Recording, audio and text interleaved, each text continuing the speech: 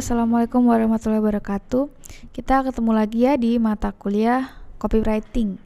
Di pertemuan ketiga ini kita masih bahas tentang content writing. Apa aja yang akan kita bahas di minggu ini? Yang pertama, penerapan dari content writing itu di mana? Lalu yang kedua, kalau kita mau membangun karir menjadi content writing itu atau content writer ya, itu di mana sih caranya? Lalu yang ketiga, tools yang digunakan seorang content writer itu apa aja? Oke, langsung aja yang pertama, penerapan content writing. Nah, content writing ini bisa kita terapkan yang pertama ada di website dan blog. Biasanya setiap perusahaan itu memiliki websitenya masing-masing. Jadi kita bisa membuat konten itu di website perusahaan. Atau kalau kita masih pemula nih, kita bisa bikin konten itu di blog dulu. Jadi kita bisa membuat itu di Blogspot gitu ya, atau mungkin di WordPress. Jadi kita bisa menuliskan tulisan-tulisan kita itu tuliskan aja. Jadi ibaratnya yang sudah kita, mungkin nih ada teman-teman yang suka menulis, kalian sudah ngetik apa gitu di laptop, kalian bisa share itu ke orang lain. Yang paling mudah ya kita bisa membuat dari Blogspot atau dari WordPress itu sendiri. Jadi misalnya ada orang yang berkomentar, nah itu kan nanti akan jadi sebagai masukan. Oh ternyata tulisan saya ini kurangnya ini. Oh ternyata pembaca itu sukanya yang ini. Gitu. Lalu yang kedua dari naskah digunakan untuk naskah video dan podcast. Jadi seorang content writer itu bisa juga menulis terkait dengan naskah video atau podcast, atau disebutnya itu script writer. Jadi menulisnya itu untuk naskah-naskah video. Misalnya nih, kita kan sering melihat ada iklan ya. Iklan yang kita lihat di TV atau mungkin di YouTube, itu kan terkadang ada yang dia itu melakukan interaksi atau ngomong. Nah, yang menuliskan itu teks-teks itu tugasnya seorang content writer. Lalu yang ketiga, grafis visual. Nah, grafis visual ini biasanya memvisualisasikan dari yang berupa tulisan ke berupa visualnya. Contohnya nih, content writing kan tugasnya untuk membuat tulisannya atau mungkin captionnya atau mungkin deskripsi dari produk atau jasanya. Nah, tapi bisa juga diterapkan di grafis visual. Jadi menuliskan tapi juga bisa memvisualisasikan. Jadi ada konten, ada juga gambarnya. Yang keempat, penerapan content writing itu bisa di konten media sosial.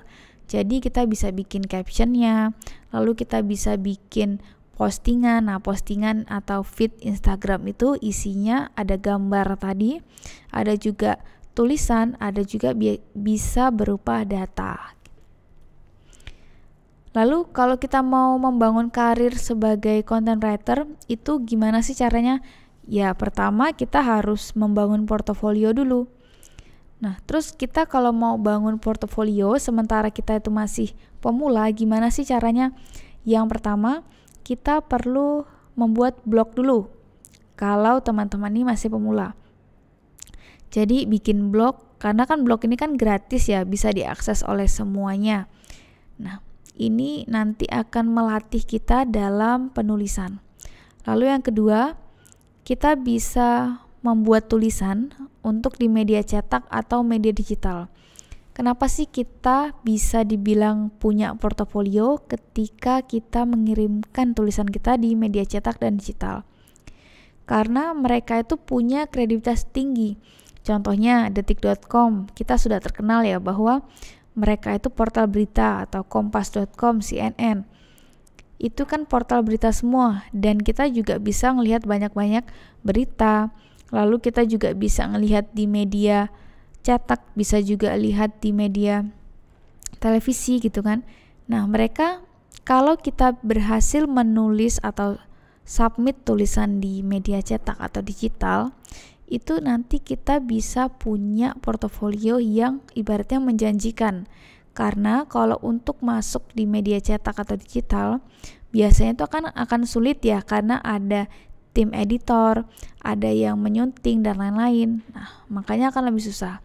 Beda kalau blog kita menuliskan langsung, nggak ada yang ibaratnya komentar untuk memperbaiki atau revisi. Tapi kalau yang kedua, itu bisa dipastikan ada yang mengkoreksi atau yang menyunting tadi. Yang kelima, kita bisa membangun portofolio itu dari media sosial. Lah, gimana caranya? Ya, teman-teman kalau suka menulis, tuliskan aja berdasarkan dari captionnya. Lalu nanti kalian bikin satu blog sendiri atau mungkin website ya, kalau sudah agak serius nih dengan membuat tulisan, kalian bisa menuliskan dari yang kan kalian sudah bikin konten nih di media sosial. Terus sudah ada tulisan-tulisan, bikin konten terkait misalnya ada sekarang masa pandemi, lalu ada juga misalnya ada tips traveling, kalian ada konten-konten itu. Lalu nanti kalian bikin blog atau website itu dan dituliskan. Oh, saya sudah menulis terkait dengan konten ini nih. Jadi orang-orang yang melihat website kalian atau yang melihat blog kalian itu bisa paham, oh ternyata misalnya si Alex nih tulisannya nih bagus nih terkait dengan traveling.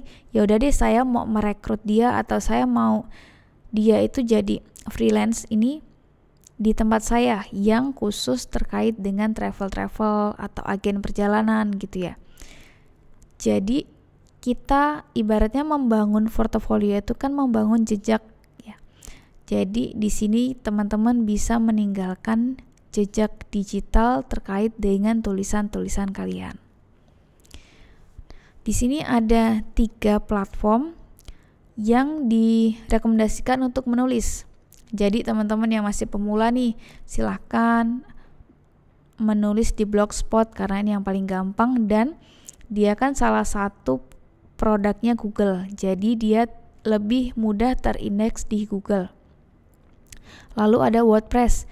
Nah, WordPress ini biasanya akan lebih mudah atau kaitannya dengan SEO.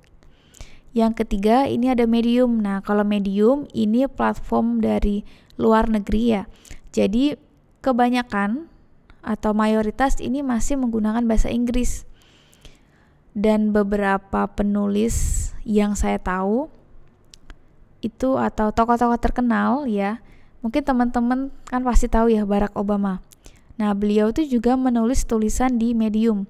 Kalian bisa menulis medium.com lalu dicari aja di bagian halaman bawah itu nanti ada kayak top 5 misalnya top 5 pilihan editor atau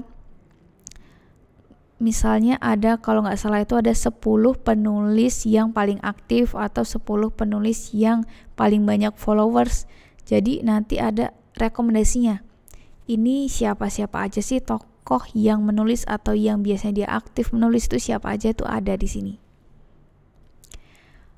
Lalu ini ada 4 media digital untuk submit tulisan. Bedanya apa sih yang sama yang tadi? Kalau yang 3 ini kan platform untuk menulis. Jadi kita menulis terkait dengan apapun yang ingin kita bicarakan atau diskusikan dengan orang lain yang ingin kita sampaikan itu kita tuliskan di sini. Ibaratnya ini kan nggak ada editornya. Nah, beda kalau yang ini. Kalau yang ini tuh ada editornya karena ini media digital. Hampir sama dengan media cetak tadi. Jadi kita bisa masuk nih di sini, bisa mengirimkan tulisan di Hipway, lalu juga ada di IDN Times, ada juga di Brilio, ada juga yang terakhir di Tirto ID gitu. Nah, untuk yang di IDN Times, teman-teman bisa masuk di sana, lalu cari yang komunitas IDN Times Community. Di sana kalian bisa daftar dulu. Setelah daftar itu nanti akan diberikan, misalnya nih kalian sudah rajin ya menulis. Setelah rajin menulis itu di sana dituliskan ada mendapatkan cuan. Jadi kalau teman-teman tertarik untuk menulis, terus mengisi waktu luang dan pengen dapatkan ibaratnya uang tambahan, kalian bisa mengirimkan tulisan di yang nomor 2 ini, IDN Times. Lalu selanjutnya kita bisa mendaftar itu sebagai freelancer. Itu di mana sih freelancer tulisan ya? Kita bisa lihat di LinkedIn.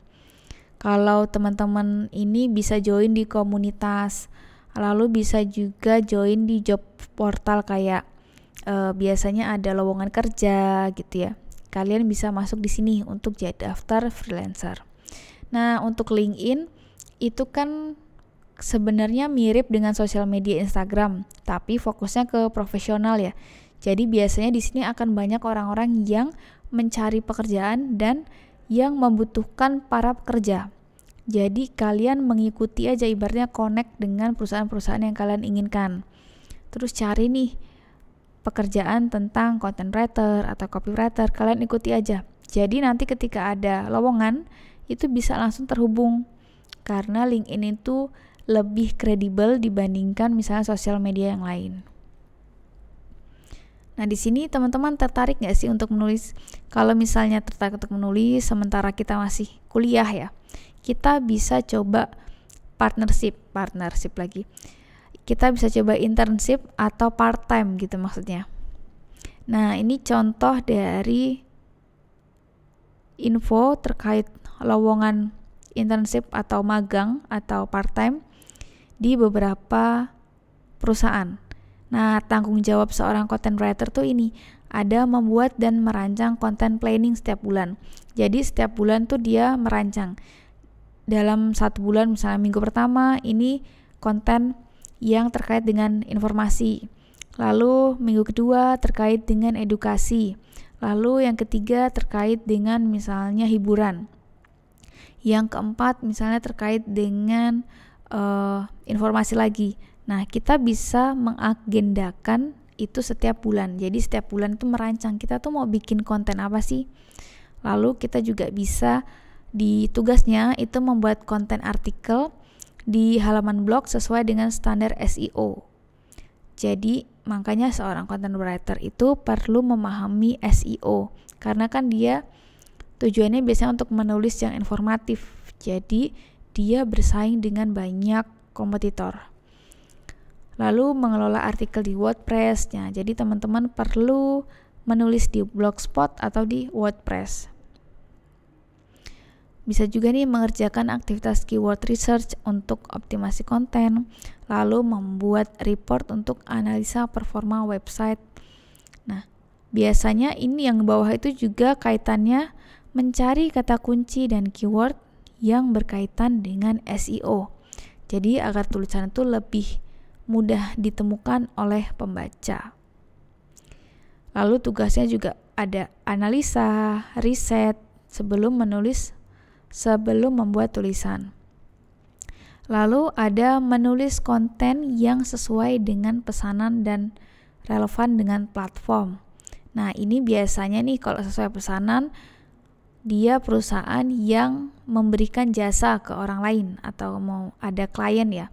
Kalau klien pengennya itu bikin tulisan di media digital terkait dengan kesehatan ya, berarti bahasa kita juga harus dengan yang mirip dengan kesehatan. Kalau yang ekonomi berarti bahasa kita juga yang terkait dengan ekonomi. Jadi bahasanya disesuaikan tadi seorang tugasnya.